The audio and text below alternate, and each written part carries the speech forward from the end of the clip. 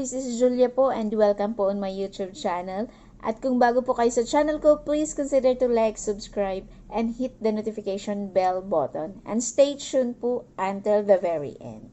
The renewal of driver's license today may require a lot of time and effort, especially kung di mo po alam kung paano. Kaya sa video kong ito, this will give you an idea on how. Dati, pag magre-renew ka ng lisensya, pupunta ka lang sa LTO, but now, marami ka pong pagdadaanan. So, let's discuss one by one kung sino-sino po ang qualified for the renewal of the driver's license, ano po ang mga requirements, the validity, at kung ano-ano po ang mga dapat nating gawin. So, stay tuned, don't stay out. Who are the qualified for LTO driver's license renewal? Number 1, you must be a holder of a driver's license that has expired for up to 9 years. Those that have expired for 10 years or more are no longer qualified for renewal and therefore should start from scratch and reapply for a student permit. Licenses that have been expired for more than 2 years but not 10 years or more can still apply for renewal, but they need to take the theoretical and practical driving exams. Number 2, you must have completed the comprehensive driver's education and passed its corresponding validating exam, which will now be required for all drivers seeking to renew their driver's license starting October 28, 2021. The CDE certificate is a primary requirement for the driver's license renewal, so you cannot proceed to the LTO to renew your license unless you have already obtained this certificate. And number 3, for professional driver's license holders, you should not have a record of 2 or more counts of reckless driving during the validity of the existing license. Ngayon, ano-ano po yung mga driver's license renewal requirements? Number 1, fully accomplished application form for driver's license.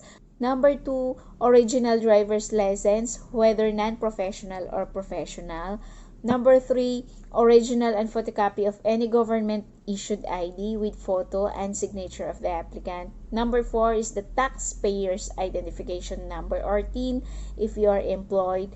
Number 5 is the medical examination certificate, online only or electronically transmitted. Medical certificates should only come from an LTO accredited clinic or physician. To save time and avoid long queues, you can get a medical certificate a few days before your date of application. Number 6, for holders of driver's licenses that have expired for over 2 years, kailangan ng certificates proving that you have passed the theoretical and practical driving exam. And number 7 is the comprehensive driver's education certificate to prove that you have attended the required number of hours of the seminar and passed its corresponding validating exam given by the LTO or any LTO accredited driving school or training center. So starting 28, 2021, all driver's license renewal applicants will be required to complete a CDE and pass its validating exams. The goal of this refresher course is to reorient the drivers to the basic traffic rules and regulations as well as road safety as stated under the Republic Act number 10930. Drivers whose licenses are about to expire will be given a validity of extension 2 months to give them time to comply with this new requirement.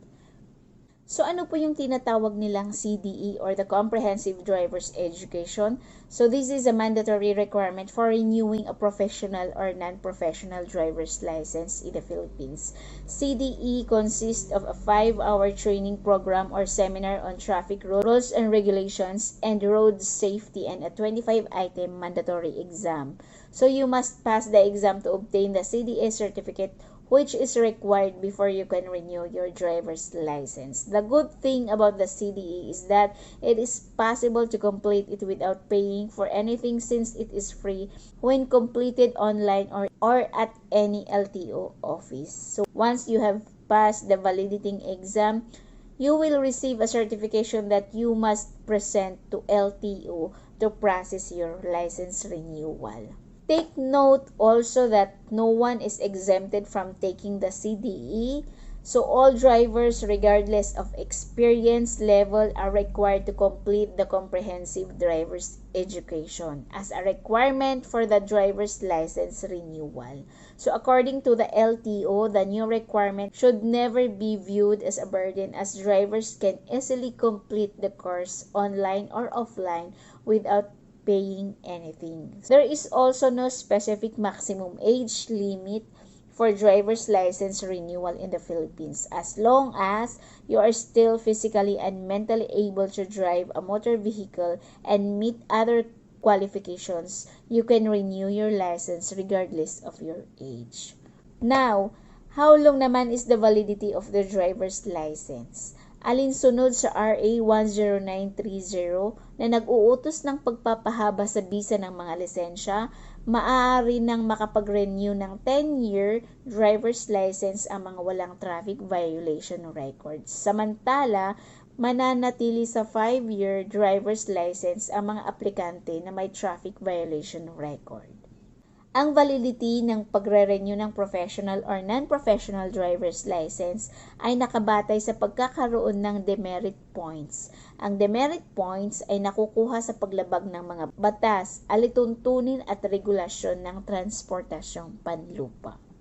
Having at least one demerit point or recorded traffic violation makes you ineligible for the 10-year valid license and only qualified to apply for the driver's license with 5-year validity.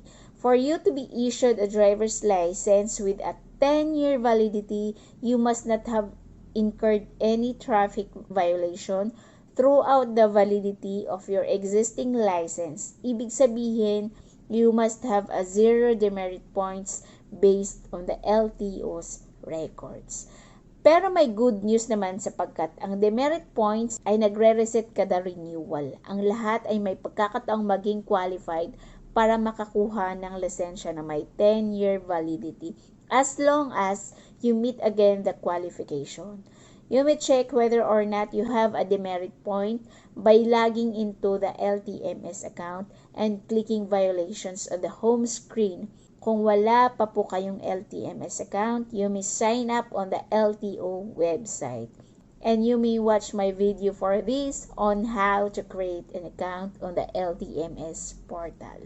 So sa lahat ng mga magre-renew, para hindi po masayang ang oras nyo, bago po pumunta sa mga tanggapan ng LTO, siguraduhin ikaw ay mayroon ng LTO Client ID na makapagpapatunay na ikaw ay nakaregister na sa LTMS public portal.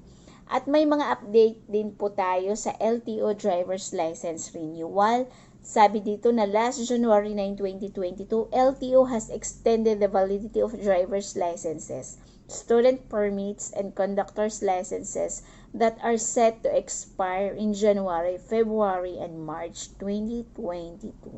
So those with licenses and permits that will expire this January can still use them until March 31, 2022. On the other hand, licenses and permits that are due to expire in February will still be valid until April 30, 2022. Lastly, those licenses and permits that will expire in March can continue using them until May 31, 2022.